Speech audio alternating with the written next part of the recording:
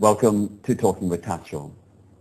60 years ago, the people of Baluchistan briefly won their independence. They won it in 1947.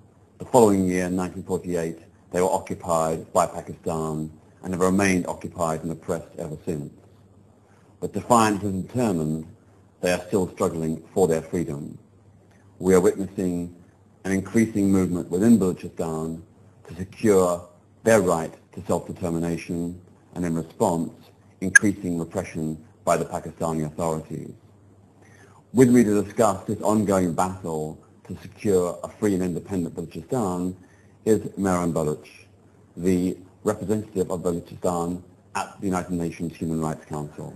Welcome, Mehran. Thank you. I'd like to start by asking you, where is Baluchistan, for those who don't know? Baluchistan is the southwest of Pakistan. It's got 1,400 kilometers of coastline to the Arabian Sea. It's 48% of the landmass of Pakistan, the southwest of it. And it is a part of Afghanistan and Iran as well. So it's one big chunk towards the Arabian Sea, is Baluchistan as a whole. And how many people live in the total territory of Baluchistan? The entire territory of what we call the Greater Baluchistan is probably about 15 million. There are no exact figures, but the Pakistan part of Baluchistan is about 10 to 11 million. So the vast majority of Baluch people live in what is now Pakistan. Pakistan-occupied Baluchistan, yeah. And can you tell us a little bit about the situation there right now in terms of the increasing repression by the Pakistani state? Yeah, I'll just go a bit in the background. In 1948, when we were forcibly annexed and occupied by the Pakistani military, since then we have suffered 5 military operations by Pakistan Army, and the latest one is started in year 2000, and it has been an ongoing military operation denied by the Pakistani government internationally.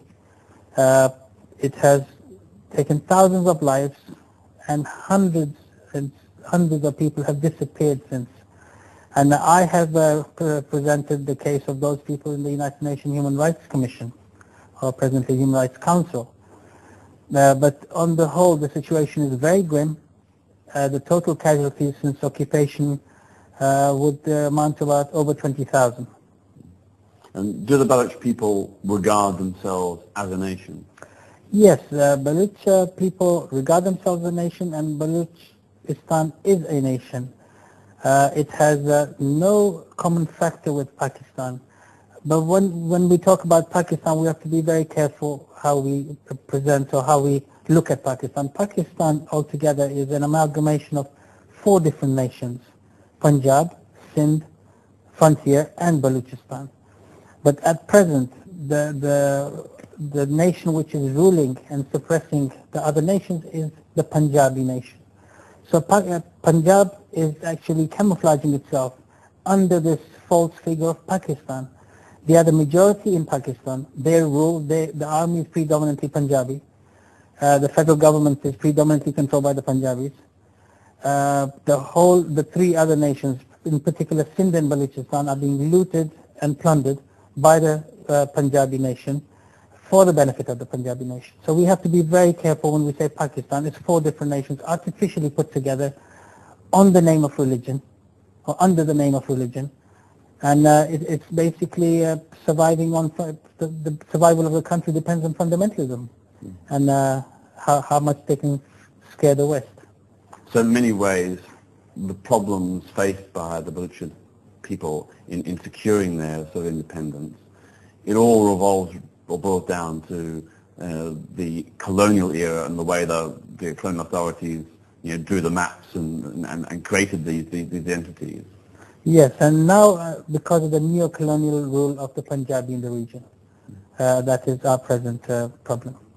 I mean, are the Baluch people calling for self-government or independence, or what precisely is their prime objective? The prime objective, there are diverse opinions in Baluchistan, but the prime objective of every Baluch, I would believe, is to live as equal citizens in dignity and with pride, in a Baluchistan or in a Pakistan, but to have equal rights and to live as a dignified citizen.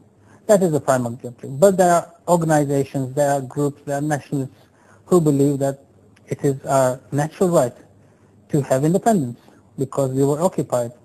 If something is done wrong, if an occupation goes a certain length of time, it does not justify that occupation. One should reinstate or one should aspire for the legal status of a sovereign independent nation of Baluchistan. Which it was briefly in 1947-48. Yes, for 9 months we were an independent nation until we were forcibly annexed by the Punjabi army. And in terms of the struggle for independence, or even just the basic principle of self-determination, the right for there to be a proper plebiscite so that the people of Baluchistan can make their own choices, what is the sort of main priority in your point of view? Is it, are these groups wanting autonomy, self-government, independence? What's their main motivation? If taking the median or the average of all the wants of the people or different groups, it would boil down to right to self-determination. But they are from independence to equal rights. So if you took the mean, it would be the right to self-determination. And this is not something that is broadly supported or endorsed by the international community? International community, unfortunately, is either unaware of it or absolutely not interested in it. Aware and not interested. My aim as the representative in the Human Rights Commission in the Council is to highlight the issues of suppression, subjugation, and human rights violations by the Pakistani government, plus to address the question of our legal status. We are an occupied nation. At present, yes, our present concerns are human rights and X, Y, and Z, which are present concerns. But we must also address the greater problem, the root cause of the problem, which is illegal occupation by Pakistan. Yeah. Under the Pakistani occupation, do the Baluch people have any measure of self-government or autonomy? Absolutely not. They have puppet governments set up from time to time. But in 1973 was the first time that a fairly genuine Baluch nationalist government was formed. But after 8 months, which was headed by Sardar Ataullah Mangal, our nationalist leader, and after 8 months of that government's formation, the federal government dissolved it because it was talking for the rights of the Baluch people, for development in Baluchistan, and for a just and equal share of everything for Baluchistan, which is unacceptable to the Pakistani majority, the Punjabis, because they live upon our means and resources. And if we are going to have a share of that, they will have less of it. Yeah, I understand that